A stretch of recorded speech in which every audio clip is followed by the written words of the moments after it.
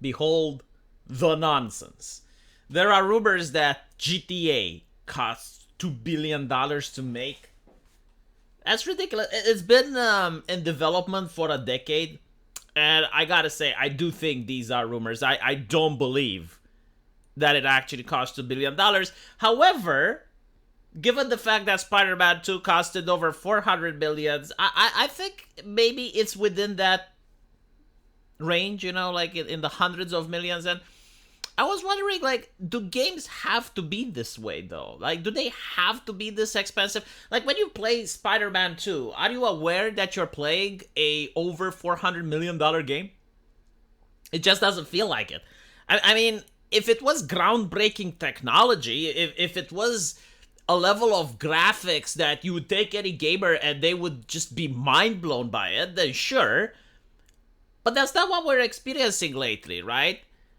In fact, I don't remember the last time there was a game that had such amazing graphics. It made me wow.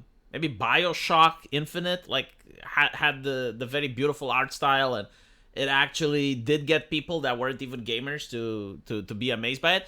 But I did see the trailer for GTA, and while the game does look good, I can't say it's mind-blowing. It definitely wouldn't justify having like $400 million spent. I mean, the graphics from Red Dead Redemption 2 are serviceable. So the question is, like, where is all the money going?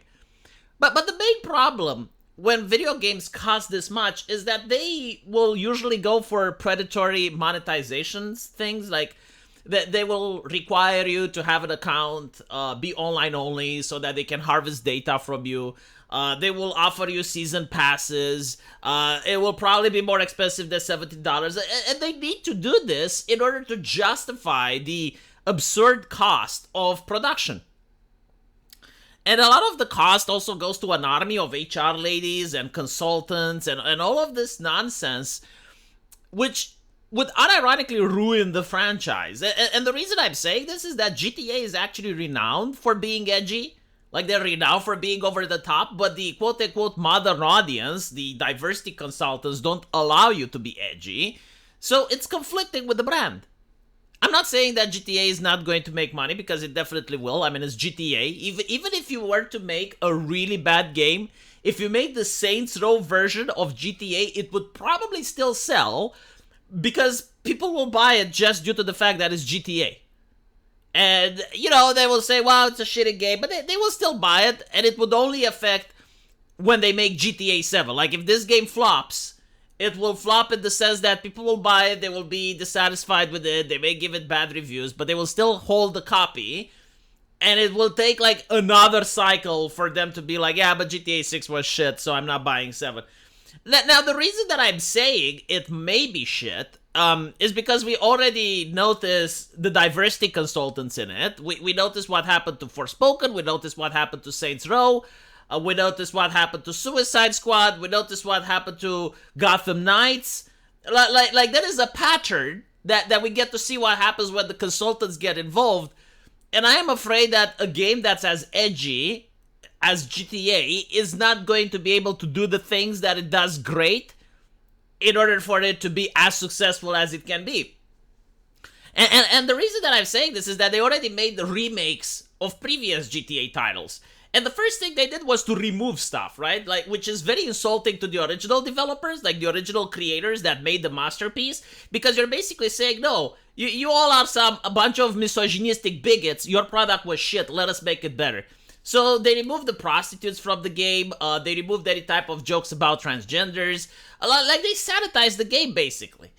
Now, they sanitized the game to a certain extent because they were trying to make a remake, but I guarantee to you, if they were asked to make the games from the grounds up, to start making, they would have removed a lot of other stuff from it. And I am unironically worried about GTA 6, at least when it comes to the storyline. But I've also talked and expressed concerns when it comes to woke ideology for the quality of the product itself. We know that people who are woke are unironically the worst bigots imaginable. Like they're more bigoted than religious zealots. They literally cannot function and work with someone else that isn't woke.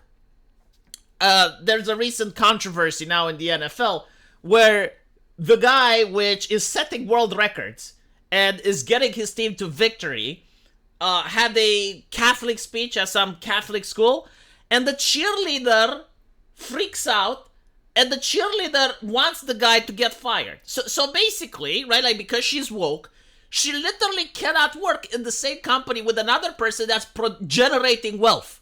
Like, you can change the cheerleader, you can have a different cheerleader, that's fine, but, like, you can't change that guy because he's setting world records. And this is the woke mentality. It's applied everywhere, especially in the gaming industry, right? So if you have a woke person, it can be a person that works at marketing, it can be a diversity consultant, it can be whatever, and she sees that a programmer or an artist says something that she doesn't like, she will dedicate her resources, she will dedicate her time in order to get that person fired.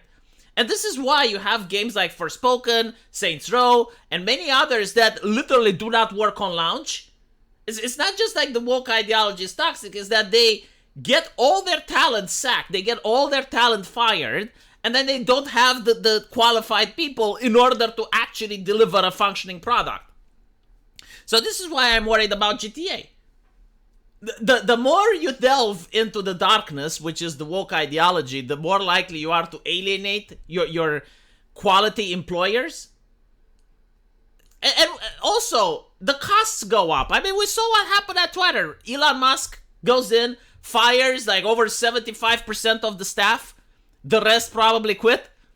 Twitter is still operational, like it's still working. Some people may say it's not as good as before. I disagree, but like whatever.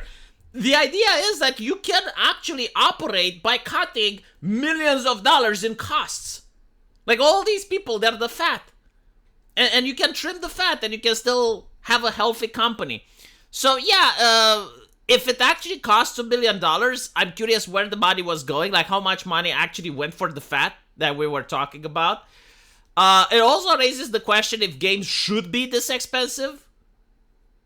And if it is this expensive, then that's when you get all of the predatory business practices that AAA is doing right now.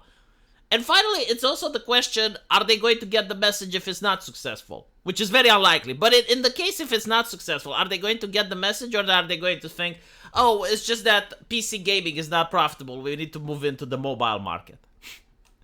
I unironically heard someone from Ubisoft say some shit like that. It's like, they didn't get the message. They're just thinking, no, like, people just don't have money for PC games, so, you know, they don't have money to buy rigs. Like literally anything besides knowing what the actual problem is. But anyway, let me know what you think, and as usual, if you want to support the channel, there's a link to my Subscribestar and another link to my PayPal, and I'll see you guys later. Take care. The links are in the comment section, by the way. I forgot to mention. It's in the comments. You need to scroll down. It's the pinned comment. This is the first one. Okay.